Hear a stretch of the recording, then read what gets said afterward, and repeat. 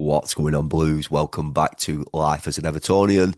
Blues, subscribe to the channel. If you haven't done so already, click that bell to turn on post notifications so you'll be notified every time we upload a video. This is our pre-match review of the away tie to Manchester City this weekend on Saturday at 3 p.m. You know, I thought this one might have been moved to be televised, but it's not.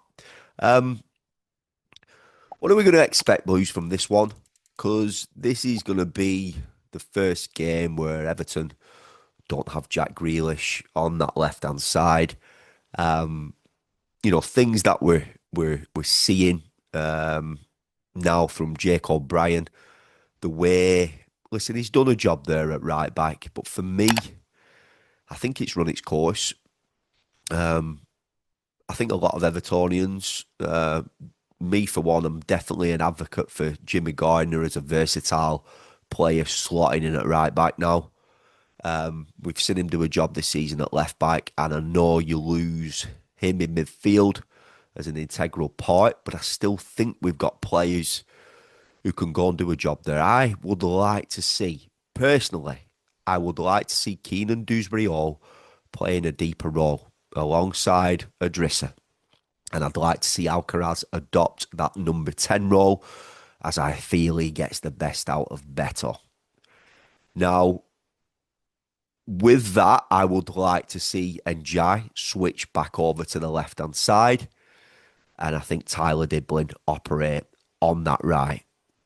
We see, or what we've seen the short glimpses of Tyler Diblin on that right-hand side, he does like to come inside naturally. And I think Jimmy's the only one who could go and offer that support on that right-hand side. I think Jake O'Brien's quite defence mindset. I mean, listen, that might work against City. I don't know. And will Moyes go and express himself by trying it? Probably not.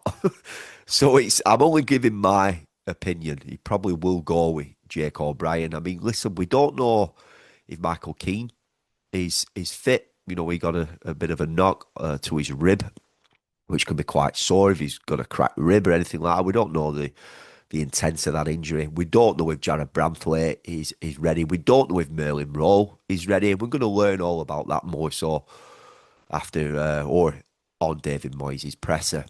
So there is a lot of questions with this. Obviously, you know, Dwight McNeil on that left side, is he going to be anywhere near ready from the game that he had against Wolves away in the League Cup? They were all off that night. But I think for us Evertonians, I think we'd probably like to see Njai come over to the left. Personally, it's obviously we're missing out on Jack playing obviously because he can't play against his club of Manchester City as he's only on loan at Everton. That is the rule, and it's a bit of a rubbish rule to be honest, but it is what it is. It's going to be a tough game. Listen, Man City do have players missing, and they've got around 3 or 4 players missing. Rodri being one of them, who's an instrumental part of the cog of the midfield, the way City operate. They are a weaker team when Rodri's not playing. Manouche as well is another one, and there's another couple as well who were out, who were first team players in and around, that Man City first 11. So that is a positive to take. And listen, we've got to go there and we've got to be solid. You know, Haaland is an absolute menace. He's an absolute machine. He's got so much pace. He's so strong. He's one of those players who can be quiet. You know, he doesn't do many touches, but it's that through ball. It's that driving force, that driving run that he runs onto. If Everton have got to be prepared for that. Michael Keane, Tarkowski, they're not the fastest players. We've even seen Jared get knocked off the ball with him a couple of seasons ago with that driving run. It was probably a little coming together. He probably would have had kept up with him, but it was a coming together of his shin and his back of his calf that knocked him out and knocked him down. Didn't knock him out, but knocked him out of his running, his stride. So he obviously is a massive threat. The likes of Phil Foden as well, who really should be playing for England at the minute. But he's obviously not in and around the England squad with how well he's playing. Um, so this is going to be a tough game. City haven't been amazing. They've been a bit stop-start. They've been a bit inconsistent. And I'm hoping that Everton can go there and can go and put up a decent performance and come away.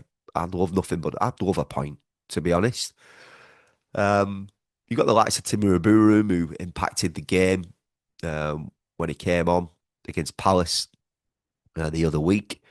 Um, so listen, Moyes has to trust these players who are in and around the squad because we have to look forward to like the Afghan Cup that's coming. We're not gonna have Njai, we're not gonna have Idrissa Gana again. So we've got to hope that we can get Merlin Roll in fit as well. And with that as well, heading towards the January transfer window, I'm hoping Everton are working hard for a fullback. It's imperative and important on that right hand side, and also another striker. Um, you know, but I do feel Alcaraz. I've already touched on it in this video and previous videos. He does get the best out of Beto. Um, just gonna add in this content. Lee Dick Dixon. Um, what is your problem, mate, with Jordan Pickford? Um, seriously, your mates. David Seaman's all right. He's fine. He's having a good life. There's no need to be jealous, to be jaff with Jordan Pickford. Um, Jaff means jealous as FUCK. I don't like to swear on my content, but absolute imbecile, like, saying why haven't a big club come in for Jordan Pickford? Why is Pickford still at Everton? You're an embarrassment, mate. Honestly, you were an embarrassment with commentary like that. Really, seriously.